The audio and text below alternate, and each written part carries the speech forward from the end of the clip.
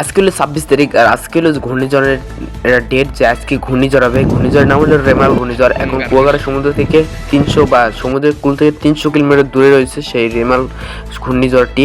So আমরা এখন 26 তারিখের রাইতে একটু বাইরেছি ঘুরতে, যে আমরা দেখবো যে চৌরাস্তা এখন বর্তমানে কী অবস্থা রয়েছে, ঘূর্ণিঝড়ের সকল অবস্থা কীরকম। আর আমরা যেটা দেখলাম যে সকল এখন বাজে 8:30টার দিকে, তো সকল দোকানপাট কিন্তু এখন বন্ধ করে ফেলছে। সো আমরা একটু ঘুরতাম ফিরতাম, আর এখন কিন্তু পিড়ি বৃষ্টি পড়তেছে আর প্রচুর বাতাস, সেটা এই মহিলাকে দেখলে বুঝতে পারছেন। সো আমরা একটু এই বাজারের দিকে আইছি, কিন্তু বাজারে এখন সব মনে করো বন্ধ হয়ে যেতে ধরছে, কারণ বন্যার মধ্যে কেউ লোকজন নাই।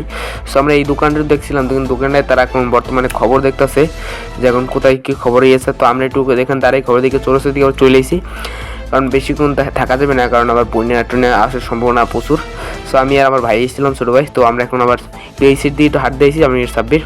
সো দেখো সাব্বির গাওয়াটা কি সুন্দর, বাতাসে হয়তো টাইট জমা পড়ছে, তারপর বাতাসে কি সুন্দর এই লড়তাছে, কি পায়ালে বুঝো কী বাতাস, আমাদের মনে করো সামনে দিকে লইতেছে পিছন দিয়ে। সো এরকম বাতাস। তো আমরা এই গাছটা দেখেই তুমি বোঝো এখন কীরকম বাতাস চলতেছে এইখানে। সো আমরা একটু সামনের দিকে হাঁটতেছে, সাব্বির খেলে দৌড়দৌড়ি করতেছে। সাব্বির দৌড় দেখে আর তো ভালো লাগতেছে না। তো এখন কী করবো, সো দেখি সামনে দিয়ে কী করা যায়।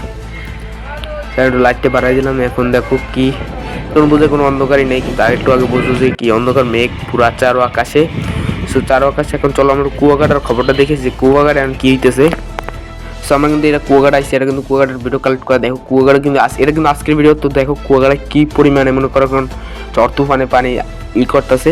সো এখন কিন্তু 300 কিলোমিটার দূরে আছে, তার বেশি দিন সময় নেই। আর এখন যে বর্তমান সময় যে এইটা আঘাত খানিন করবে পটুয়াখালী জেলাটা আছে, পটুয়াখালী, খুলনা।